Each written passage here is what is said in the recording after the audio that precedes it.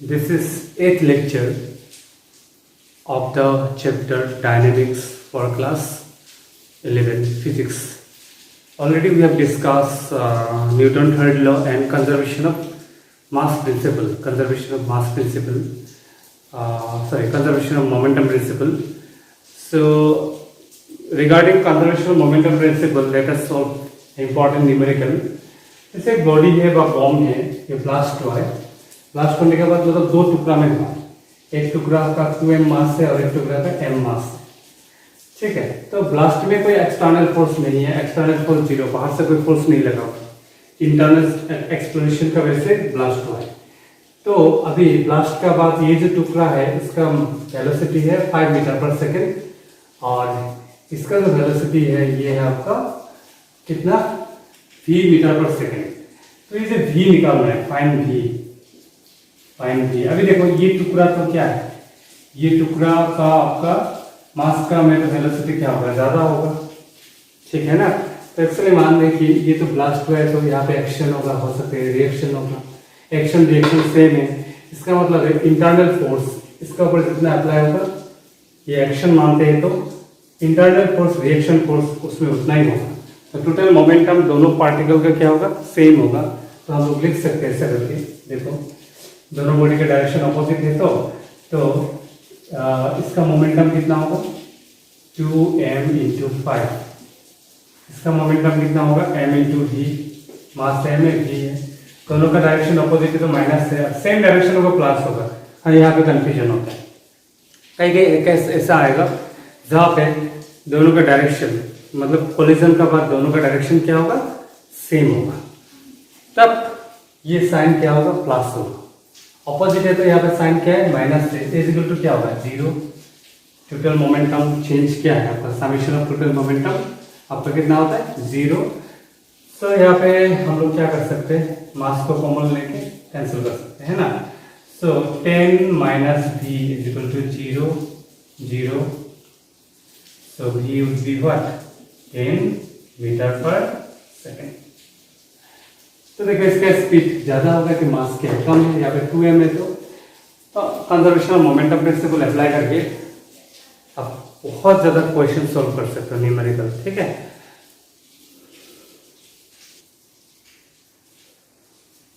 Next is numericals related to spring, very important. So suppose we have a spring, हम लोग इसको consider करना है मासलेस, स्प्रिंग का कोई मास नहीं है.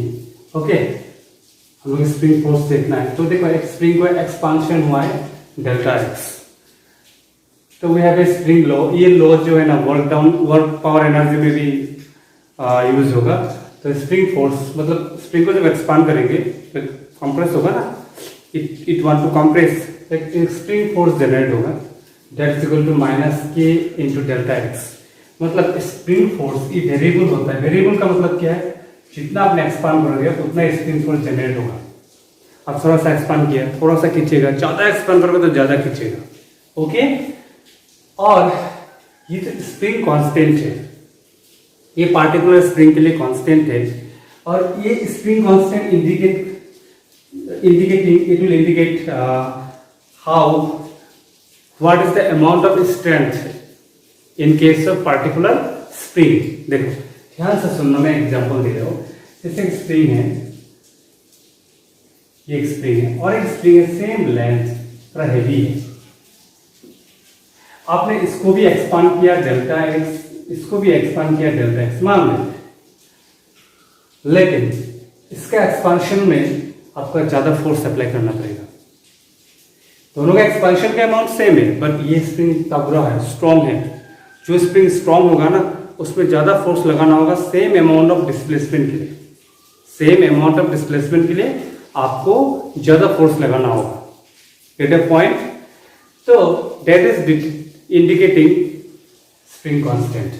तो स्प्रिंग जितना तगड़ा होगा ना उतना स्प्रिंग कांस्टेंट ज्यादा होगा. बहुत को ये उसके बारे में डिटेल्स मालूम नहीं होता है.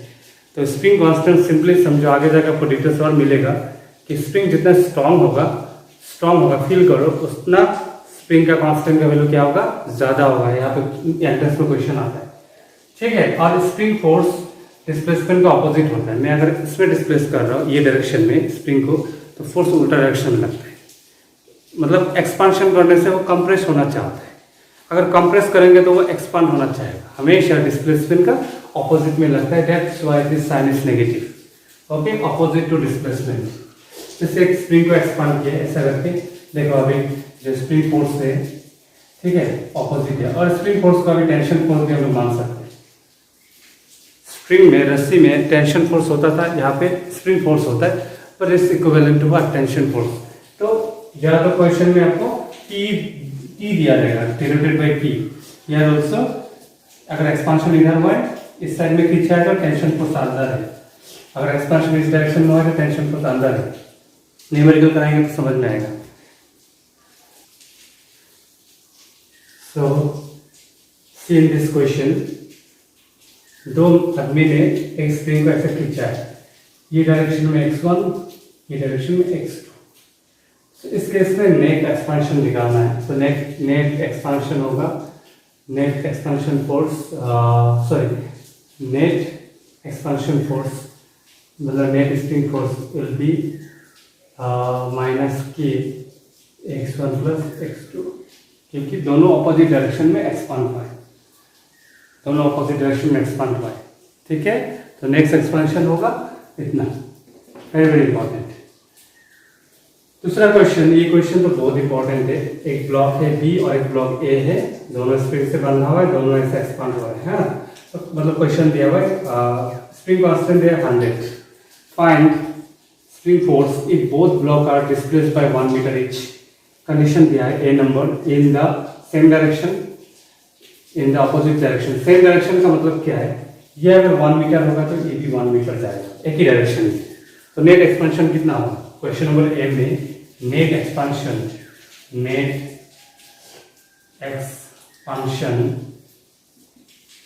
इज 0, सो एफएसपी कितना होगा 0। सेम डायरेक्शन में 1 मीटर गया, तो एक्सपांशन तो हुआ ही नहीं। इस केस में कितना होगा, ऑपोजिट डायरेक्शन में।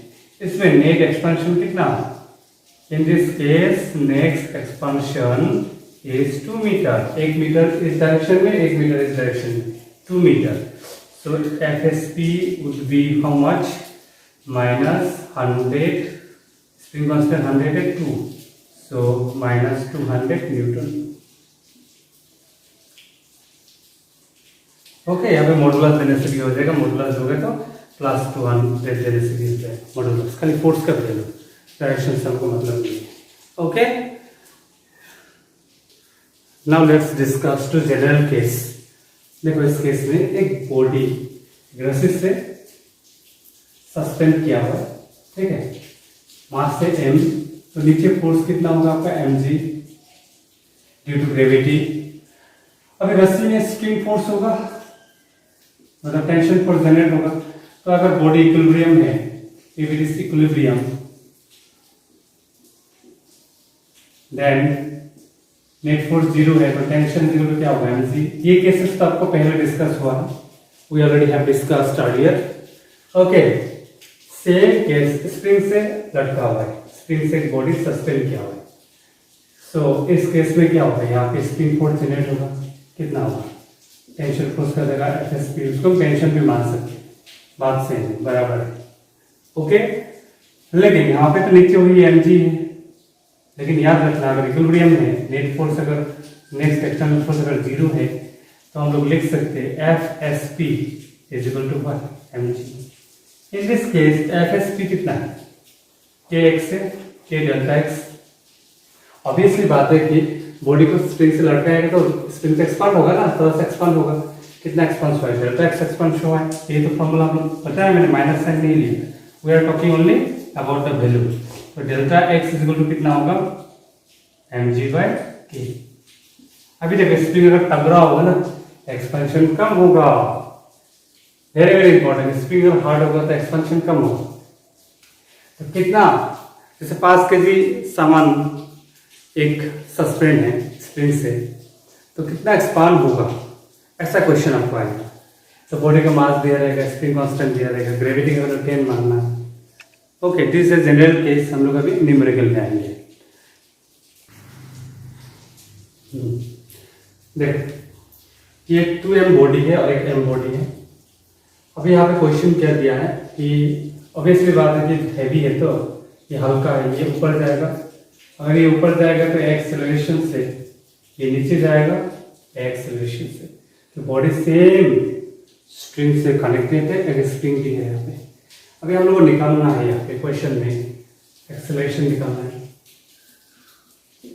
फिर टेंशन फोर्स निकालना है, फिर निकालना है आपका डेल्टा एक्स। स्प्रिंग का कितना एक्सपांशन होगा, ये स्प्रिंग एक्सपांशन कितना होगा। सबसे पहले देखते हैं एक्सेलरेशन निकालते हैं। ऑब्वियसली बात है कि यहाँ पे आपको टेंशन फोर्स T जनरेट होगा, तो ये भी टेंशन फोर्स क्या होगा, यहाँ पे भी टेंशन फोर्स T जनरेट होगा, सेम है। यहाँ पे नीचे फोर्स कितना है mg, तो अगर हम लिखते हैं ये ऊपर जा रहा है तो T minus mg equal to ma। इसका ऊपर नेट फोर्स कितना है, T ऊपर जा रहा है तो T बढ़ा है, T से mg माइनस करो, net force equal to mass into acceleration newton second में।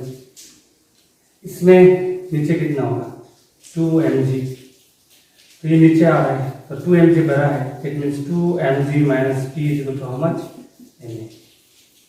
प्लस करते हैं सबको, प्लस करने से क्या मिलेगा, ये कट जाएगा तो ये भी माइनस हो जाएगा, it means mg is equal to 2ma। Cancel, it means a is equal to क्या होगा g/2। Little bit mistake is there, यहाँ पे 2 होगा ना, 2m है ना, तो 2mg mass 2ma, so it will be 3, so this is g/3। इसमें ma है, नेट मास तो m है ना, यहाँ पे 2m है ना मास, तो 2m मास हो गया into acceleration. Okay, so this is acceleration, इसे मिल गया। अभी हम लोग टेंशन फोर्स निकालना है। टेंशन फोर्स निकाले किसी इक्वेशन में भी a का वैल्यू पुट करते हैं, T is equal to first equation में T इज इक्वल टू आपका mg प्लस ma है, so mg plus in place of a you can write g/3, so 3 LCM ले लेते 4mg by plus mg, तो mistake है, minus का side में plus हो गया, g/3, 3 LCM ले लेंगे 3 होगा, 3mg plus mg, it means 4mg by 3, this is amount of T। General case लिया है तो आपको तो यहाँ पे मास वैल्यू दिया रहेगा, ठीक है, तो जनरल केस से तो मास दिया रहेगा g, तो 10 पुट करने से टेंशन का वैल्यू एक वैल्यू में आएगा, दैट इज न्यूटन। अभी हम लोग का हो गया एक्सेलरेशन, हो गया टेंशन, हो गया, अभी डेल्टा एक्स निकालना है।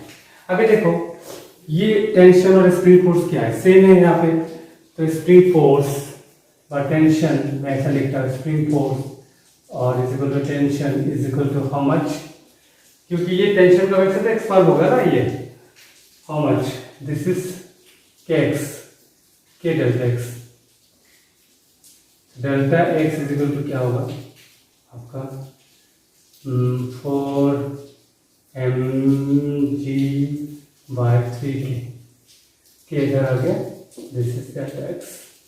डायरेक्ट कर दिया, आप लोग देख लेना, ठीक है, पहले इतना पुट करो k into x, delta x कितना होगा, k से डिवाइड हो जाएगा, तो 4mg/3 है इंटू k। ओके, तो आपको नॉर्मली ये तो जनरल केस है, acceleration, tension and delta x. अभी आपको क्वेश्चन कैसे दिया रहेगा, इसी क्वेश्चन में दे देगा, जैसे मान लो कि ये 4 kg है, ये हो जाएगा आपका मान लो 8 kg, मान लो आपको करना है इस क्वेश्चन में, फिर सब करना, सब में भेजना, ये 4 kg लेना ना, ये 8 kg ले लेना। ना आप क्या करो, एक्सेलरेशन निकालो, टेंशन निकालो, डेल्टा एक्स निकालो, पर्टिकुलर वैल्यू में आएगा, एक्सेलरेशन मीटर पर सेकंड में आएगा, टेंशन न्यूटन में आएगा, डेल्टा एक्स मीटर में आएगा। Okay, so this is all about spring. Tension के बारे में ऑलरेडी हम लोग पहले भी पढ़ चुके, जितना मैंने पढ़ा दिया उतना अगर आप प्रैक्टिस करके अगर फील आया ना तो फिजिक्स आपको एकदम बहुत ईजी लगने लगेगा। अगर इस सब में अगर आप दिमाग नहीं लगा रहे हो, ऊपर ऊपर से पढ़ रहे हो, तब नहीं होगा। इसमें बहुत फास्ट तो नहीं है, अगर एक बार कमांड आ जाता है ना तो इजी है, देखते ही क्वेश्चन समझ जाओगे करना क्या है। इसके लिए कोई मतलब मेमोराइज करके कुछ फायदा होने वाला नहीं है। होल टोटल आपका रियल लाइफ से रिलेटेड है। जब रियली आपकी क्लास शुरू होगा, ठीक है, इनफॉर्मल क्लास का भी जल्दी शुरू ही होगा, तो उसमें थोड़ा सा और डिटेल्स जाएंगे। ऐसा केसेस आएगा एक दो, सेम क्वेश्चन है, अभी स्क्रीन को यहाँ पर काट दिया तो फिर क्या होगा, ये कितना एक्सेलरेशन से नीचे आएगा, यहाँ पे और एक बॉडी बांध देने से वो कितना ऊपर कितना एक्सेलरेशन ऊपर जाएगा, उस टाइप का भी एक दो केसेस आएगा। लेकिन मेन केसेस मैंने ऑलरेडी बता दिया। So this is all about loss of motion. हम लोग जहाँ तक बता ही दिया, मतलब अभी हम लोग नेक्स्ट ग्रेविटेशन चैप्टर स्टार्ट करेंगे, नहीं तो वर्क फॉर एनर्जी स्टार्ट करेंगे। अभी जल्दी जल्दी खत्म हो जाएगा, अभी ज़्यादा टाइम नहीं लगेगा। Okay fine.